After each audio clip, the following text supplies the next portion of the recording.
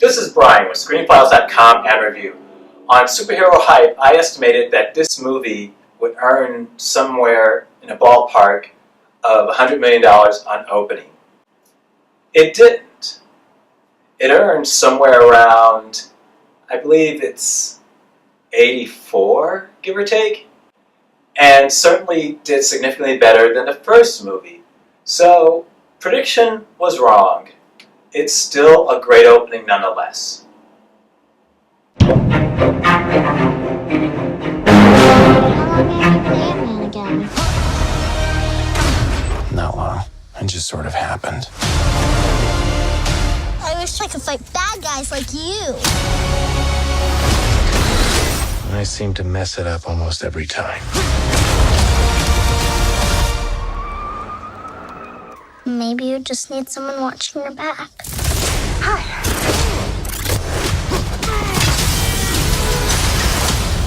Like a partner. Dr. Pym, I actually heard what happened to you. You opened up the quantum realm. That's when this crazy creepy ghost who walks through walls and stuff. Stole your tech. And now she wants to take over the world or whatever.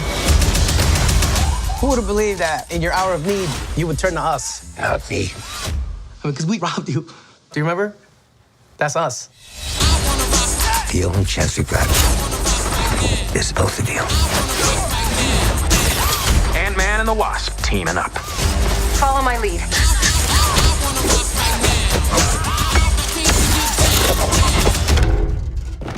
She seems more intense. No.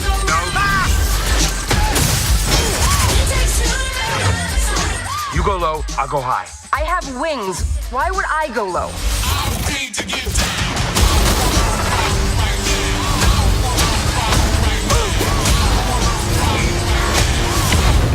We're gonna die. I don't want to die. We didn't die.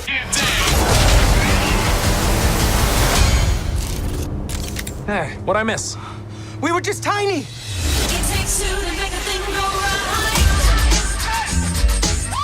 I was partners with Hank on a project called Goliath. How big did you get?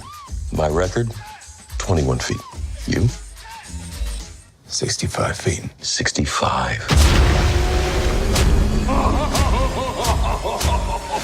If you two are finished comparing sizes, 65.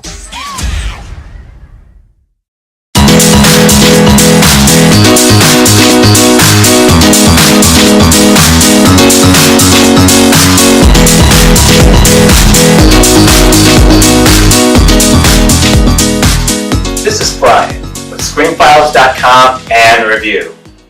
I just got back from seeing Ant-Man and the Wasp, and it's probably what you expect, in that after Infinity War, we can't take another movie where half the universe dies. We can't do that. And Ant-Man and the Wasp is a lot lighter-hearted. It's a little, I think, too jokey. I don't think the humor in most instances meshes very well. It never feels of a whole to me, for the most part. I find it works better at the latter part of the movie than a lot that came before it. And it can work. I mean, for example, Guardians of the Galaxy. It's got those moments that are really more situational humor than jokes. And it works really well for the most part, consistently. With Ant-Man and the Wasp, the humor kind of, sometimes, at least for me, it doesn't particularly work. In fact, I would argue most of the time it doesn't particularly work. It's not that the jokes are groaners by any stretch of imagination, but they're not that great either. And I find myself going, okay. So, I think the humor, not that great. I think as the introduction of a new character, the Wasp, and a new villain, Ghost, I think it works pretty well. It's entertaining, it's lighthearted, and all in all, I enjoyed it. And I think that it came after Infinity War kind of compensates for a lot of the jokes that don't particularly land. in that, once again, that movie, which I enjoyed immensely, but was too serious. I mean, it's good to see this movie just taking itself a little less seriously, having a little more fun. So, all in all, Ant-Man and Wasp, it's a pretty good movie. It's not great, but it's entertaining, it's well done, and it's a palate cleanser for Infinity War, so that worked. And I thought I'd mention, in certain instances, it felt evocative of other movies. For instance, there's a series of scenes in this movie that feels like they're out of The Matrix Reloaded.